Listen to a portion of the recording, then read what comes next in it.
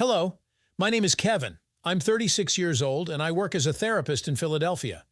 My story, it's about how easily one can lose oneself in a whirlpool of loneliness and how difficult it is to resurface afterwards. It all began 2 years ago. My wife Emily is a pilot, and her job involves frequent and long absences from home. At first, these periods of separation even seemed romantic to me. We missed each other, eagerly awaiting our reunions. Each of Emily's returns was like a little celebration. But over time, these intervals began to seem longer and more dreary. An empty house, quiet evenings alone with myself. You know, there's a paradox. The more time you spend alone, the harder it becomes to communicate with people later. I felt myself gradually becoming more introverted. The irony was that due to the nature of my work, I was constantly communicating with people. Every day I listened to other people's problems, gave advice, helped them sort out complex situations. But paradoxically, this only intensified the feeling of isolation in my personal life. I had no one with whom I could share my own concerns. On one such lonely evening, the phone rang. It was Carol, Emily's mother. She offered to help her with garden care. "You need something to do to distract yourself, Kevin," she said. "You can't sit alone all the time." I agreed, not giving it much thought. Carol was an energetic woman around 60, always friendly and kind. She had been living alone since her husband died a few years ago. Perhaps she was lonely too. Our meeting started as innocent pastimes. We worked in the garden, discussing the weather and latest news.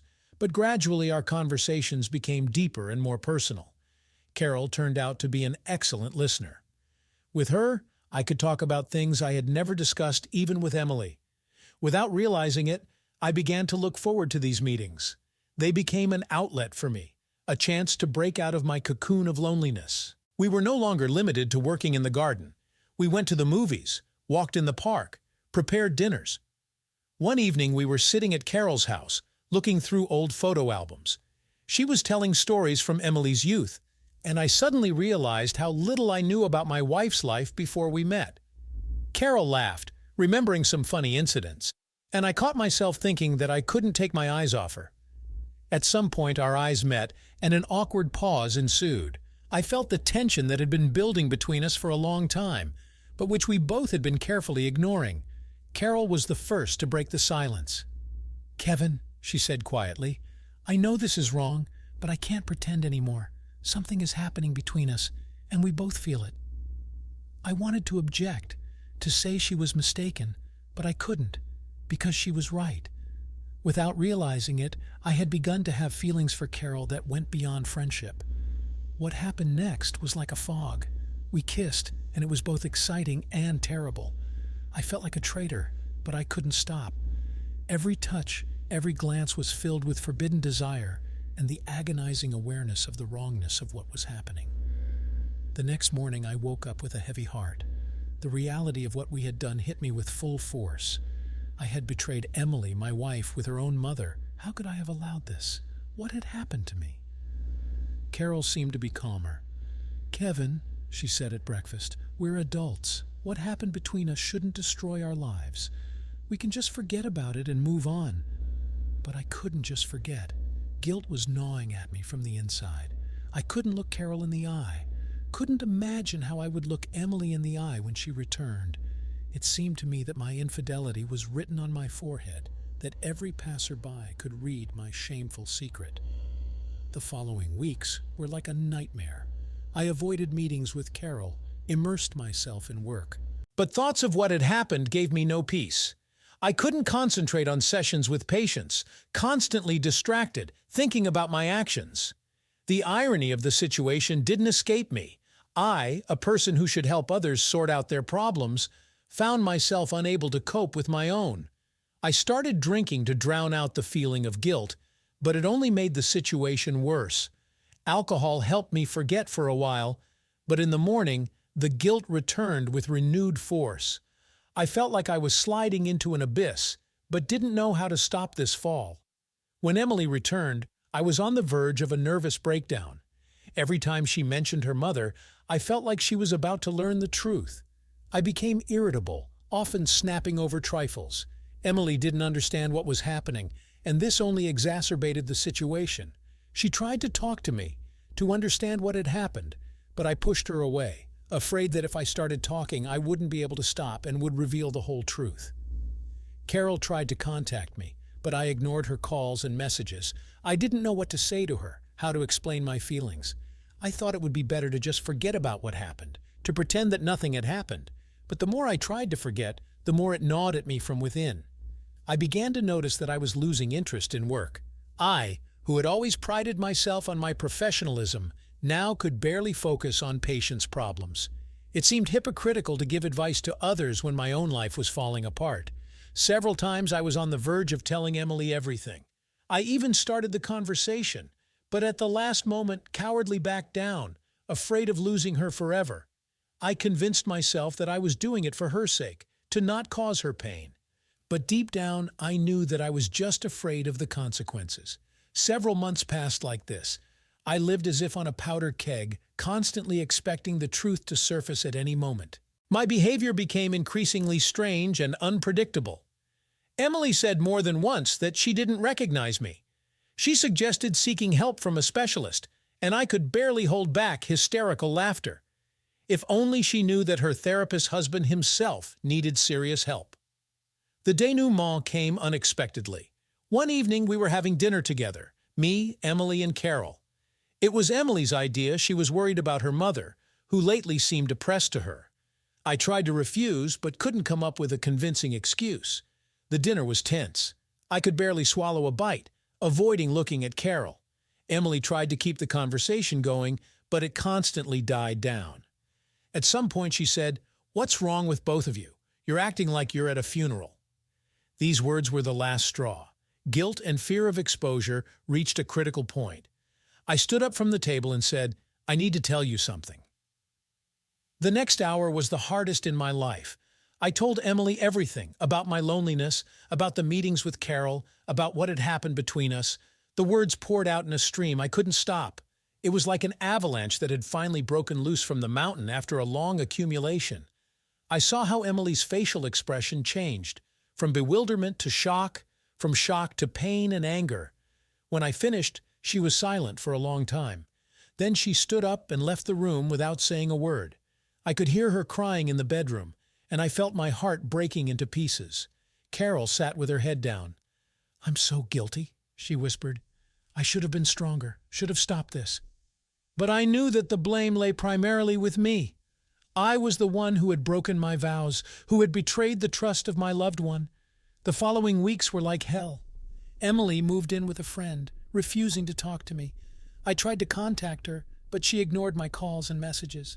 I felt like I was losing her forever, and this realization caused unbearable pain. I couldn't sleep, couldn't eat. Work turned into torture. I couldn't concentrate on patients' problems when my own life was falling apart. Eventually, I took a leave of absence, realizing that in this state I couldn't help anyone. Emily's relationship with Carol was also destroyed. Emily accused her mother of betrayal, refusing to communicate with her. I saw how Carol was suffering but couldn't do anything to help her. We both found ourselves trapped by the consequences of our actions. I started seeing another therapist, trying to sort out my feelings and find a way to move forward. It was humiliating, sitting in the patient's place, talking about my problems. But I understood that I needed help to get out of this pit that I had dug for myself. Therapy was a painful process.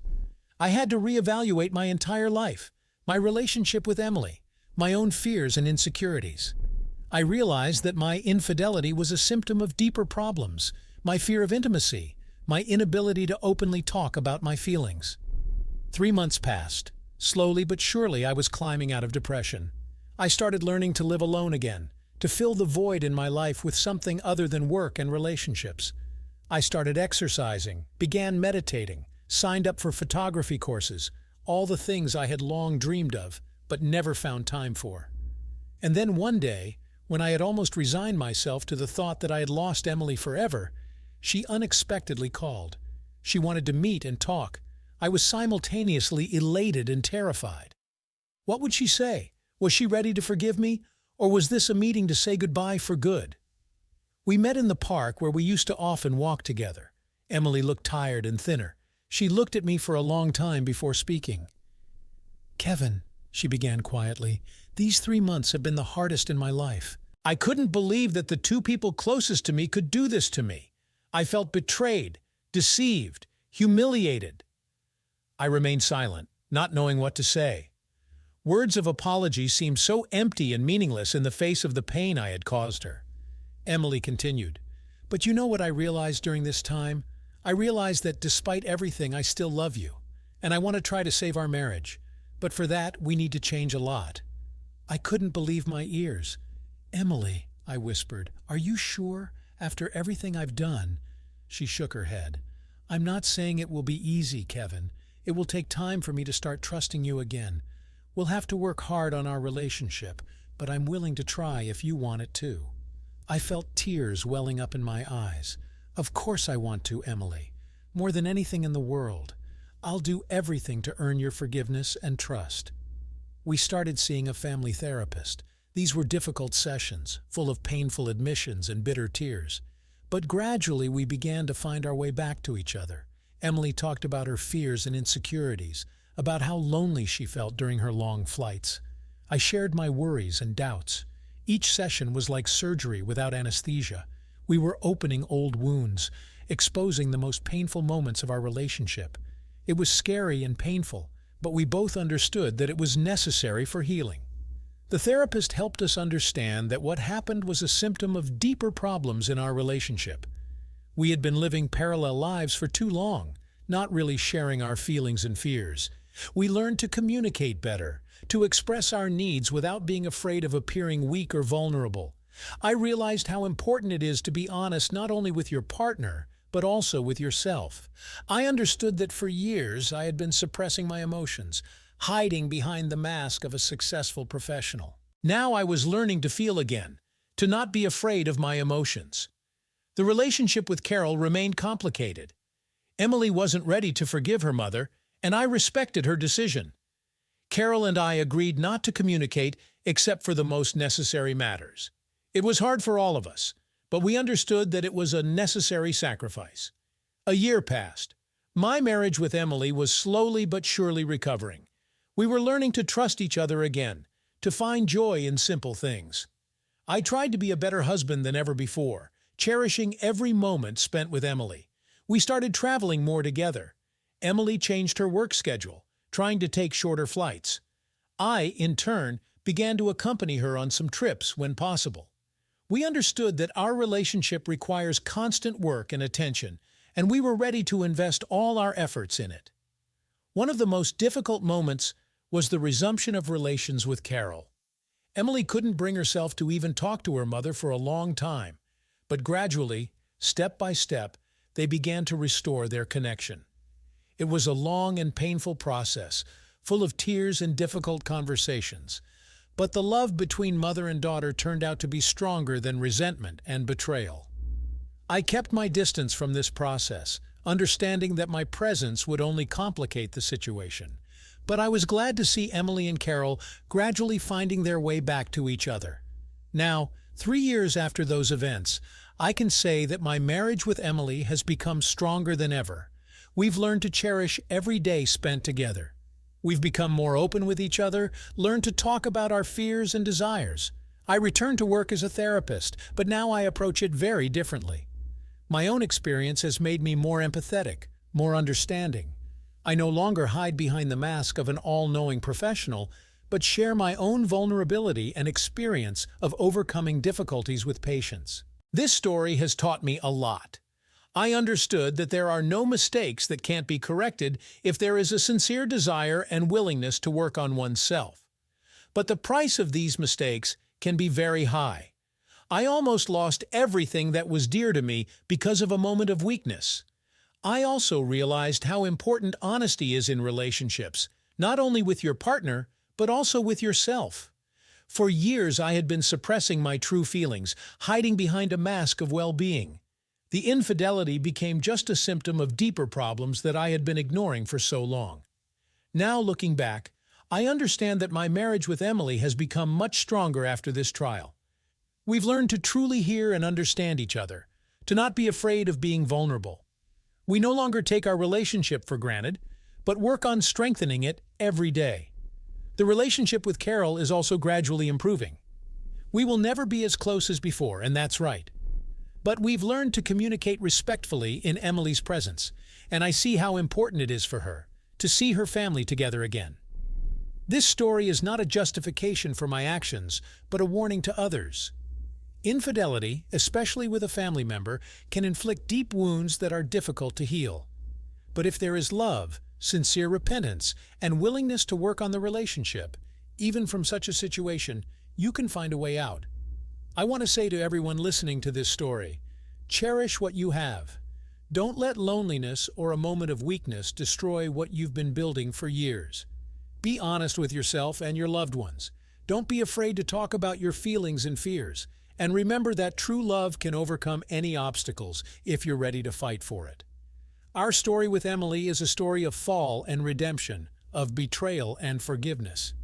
But above all, it's a story about the power of love, and that even in the darkest moments there is hope for light. You just need to find the strength to take the first step towards healing. Thank you for listening to my story. I hope it helps someone avoid similar mistakes or find the strength to correct those already made. Take care of your loved ones and be happy, because in the end, love is the most valuable thing we have. Did you like this story? Let us know in the comments what you liked. Subscribe to our storytelling podcast. Also, don't forget to like and ring the bell so you don't miss more interesting stories. See you soon.